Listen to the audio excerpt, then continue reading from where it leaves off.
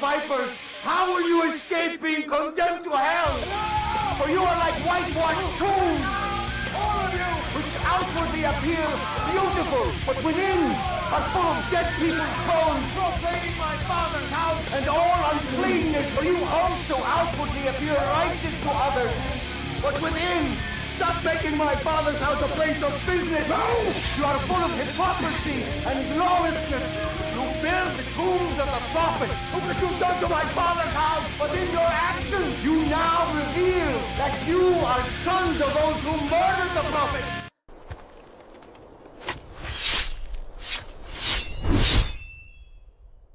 So, ladies and gentlemen, I talked about CoffeeZilla and mentioned Moist Critical and their coverage of the Epstein files and Donald Trump. And one of the criticisms that I said, even though I mentioned that I agreed with them largely, is that it felt like a lot of these people had Trump derangement because they fall on the left side of the political spectrum, and they were expending a larger amount of frustration and venom at Trump than they ever did at Biden. There was almost zero push from people under the Biden years to release the Epstein files. Only now does it seem to have become this huge issue. Yes, it was a big issue before, absolutely. But it seems like when it was Biden, there wasn't this sort of emphasis. And so when Trump says, all right, I've given Pam Bondi the go-ahead to release the grand jury testimony, what is the first thing that CoffeeZilla, another left-wing commentator and streamer, has to say? Well, the allegation is that Trump's letter to Epstein was among the files. The Wall Street Journal posted this ridiculous letter that is supposedly from Trump. And the thing is, the first thought upon seeing Trump and Pam Bondi say, okay, we're going to release the grand jury testimony, is more Trump deranged fake news media bullshit. The same media that has made up more lies about Trump than anyone in history, more fabrications, more misrepresentations.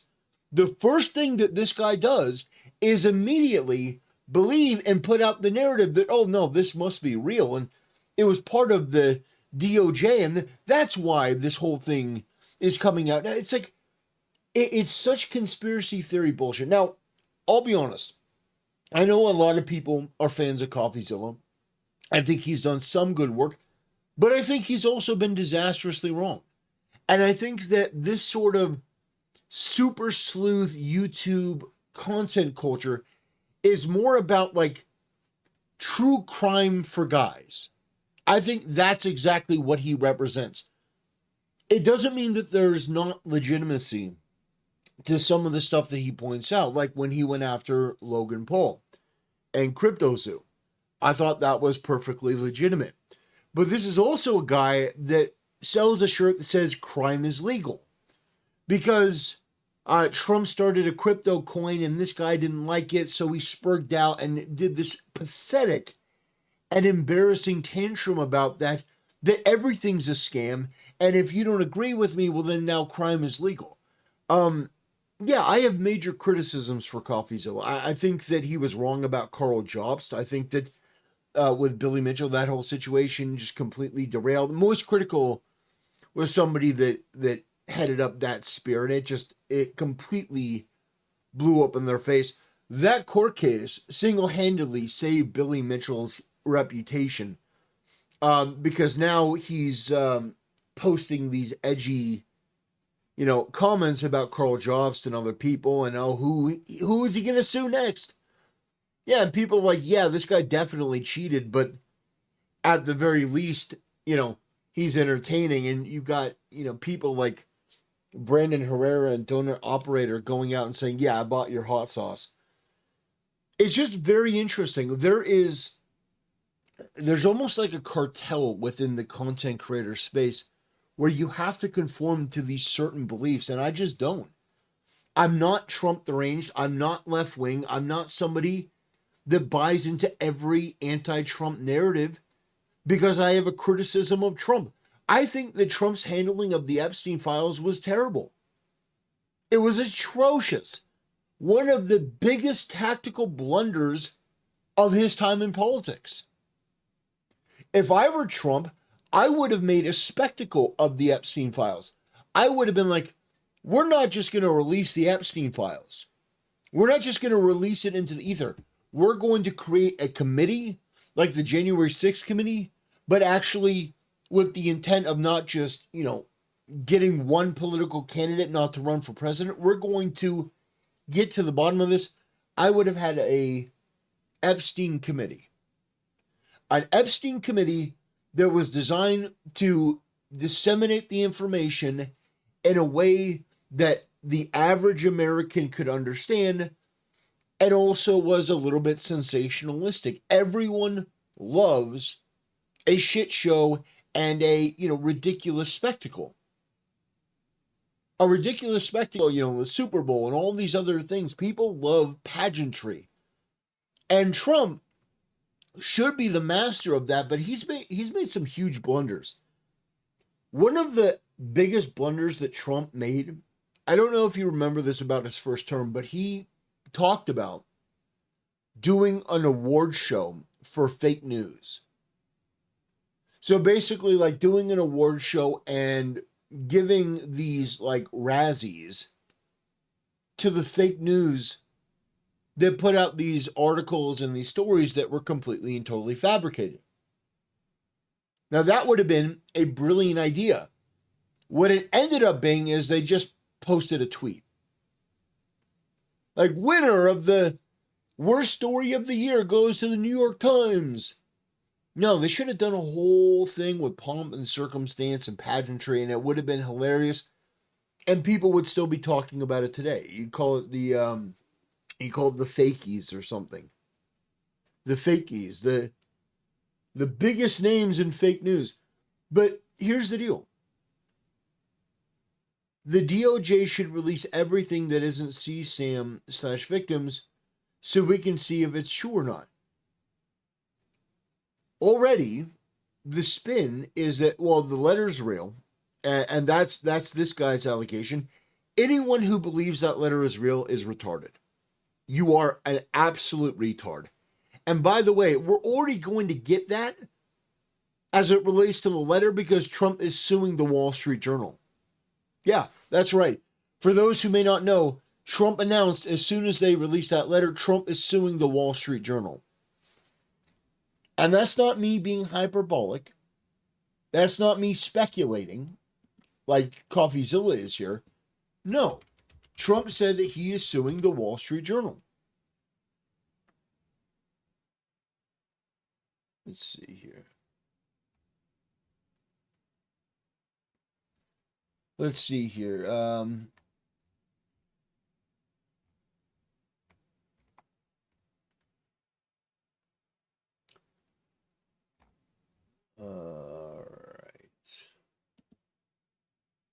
All right. I just had to find this. Here we go. The Wall Street Journal and Rupert Murdoch personally were warned directly by President Donald J. Trump that the supposed letter they printed by Donald Trump to Epstein was a fake, and if they printed it, they would be sued. Mr. Murdoch stated that he would take care of it, but obviously did not have the power to do so. The editor of the Wall Street Journal, Emma Tucker, was told directly by Caroline Leavitt and by President Trump that the letter was a fake, but Emma Tucker didn't want to hear it. Instead, they're going with a false, malicious, and defamatory story anyway. Donald Trump will be suing the Wall Street Journal, News Corp, and Mr. Murdoch shortly. The press has to learn to be truthful and not rely on sources that probably don't even exist. President Trump has already beaten George Stephanopoulos, ABC, 60 Minutes, CBS, and others. and looks forward to suing and holding accountable the once great Wall Street Journal. It has truly turned out to be a disgusting and filthy rag, writing defamatory lies like this, showing their desperation to remain relevant.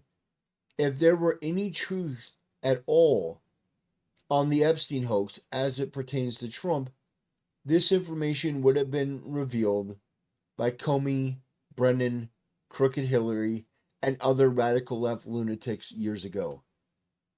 It certainly would not have sat in a file waiting for Trump to have won 3 elections. This is yet another example of fake news. And this is from Eric Doherty. And it says, breaking, it's happening. President Trump is suing the Wall Street Journal for their Epstein hit piece. Get ready to pay millions. Trump's presidential library is going to be entirely funded by media outlets who defamed him. President Trump will be suing the Wall Street Journal, News Corp, and Mr. Murdoch shortly. And yeah, so he's going to be suing them. And so we're going to learn about this. I mean, you can't keep this whole thing under wraps. The media is going to be covering this. But I think it's so interesting, these left-wing Trump deranged content creators. And they are. They can have an issue with me characterizing them as left-wing. Oh, it's not left-wing or it's not right-wing. I said the same thing to CoffeeZilla as I did to Legal Eagle when he said, well, we're not left, we're not right. You are left-wing. You are. You have a left-wing bias in the way that you present information. You do not come across, and you are not unbiased. Which is okay, but at least be honest about it. You trying to be like, well, no, I'm a neutral arbiter of the truth. You're not. Trump says, all right, well, we're going to get this information. You respond, okay, we need this information and we also need more. No, your thing is, I immediately believe the Wall Street Journal and anything negative they say about Trump. Yeah, it's pathetic. It's mentally retarded. The media, who has been wrong about nearly everything, that has been exposed as liars on nearly everything. And you know what's interesting? Let me just be candid with you for a minute. The reason why I don't trust people like CoffeeZilla is because on certain stories, they're very bombastic, very exuberant. They have a lot of passion. They have a lot of energy. Yeah, you know what? We're going to get to the bottom of this. Did this guy do even one story on Ashley Biden's diary? No, not one story. And you say, well, that's completely tangential. He does, he does scams and stuff like that. You mean that, the president of the United States, Joe Biden, that his daughter wrote a diary about some of the illicit and disgusting shit that she did? Where was this sort of passion and fervor about the Epstein files under Biden? My point here, and it should be obvious, is that it is selective outrage at a certain time towards a certain political party and a certain political candidate, or a certain politician, or a certain elected official. It's selective outrage. What you choose to be outraged by and when you choose to be outraged by it is completely selective. I posted in that other video, and I'm sure Moist Critical has talked about it, since 2018. But there was a compilation of all the times that Moist Critical has talked about Epstein. One of them was in 2018, and the next one was in February of 2025. Now, I'm sure on a stream, he may have mentioned something. He may have talked about it. I'm sure. When you have that many thousands of hours when you're streaming, I'm sure there's something. But on his channel, he didn't really do Epstein content during Biden. And my point is that it seems like this is all couched under, well, we want the truth about Epstein, but it's Trump derangement. That's what it seems like to me. And I think Trump understands that. I think part of the reason why he's so apprehensive about this is because he understands. He gets it. That the media is going to write all these articles and they're going to focus on this and they're going to use this in the same way they used the Russia hoax as a way to try to get him. And I think he's aware of that. And a lot of people have bought into that hook, line, and sinker. Moist Critical had one of the most retarded takes I've ever seen on the Epstein file. The Democrats don't want to release CSAM material. You got to be a troglodyte. Hey guys, Moist Critical here. Can you believe some people are actually reading the letter of the law that Ro Khanna wanted to publish CSAM material? No, the Democrats took this releasing Epstein's file, which is releasing all of the information, by the way. There was no compartmentalization for all these different things like, oh, well, this is sensitive and this is sensitive. No, it was a hastily written, poorly worded amendment to another bill the Republicans didn't want to vote for. The Democrats put in there so that Dunning-Kruger, Helen Keller, troglodyte retards like Moist Critical would repeat the lie that Republicans block releasing the Epstein files, and the media ran with it, and people like CoffeeZilla ran with it, and people like Moist Critical ran with it, and they put those headlines out there even though it wasn't fucking true. It was a Democrat scam, and these people are too obsessed with their own political party and too fucking retarded to understand it. It was a political ploy, a cheap one. They didn't actually want the files released. They just wanted the headline because they're scam artists. These Democrats are some of the most soul-sucking, degenerate bottom feeders we've ever seen. Karen Bass is giving money to illegal criminal aliens in LA.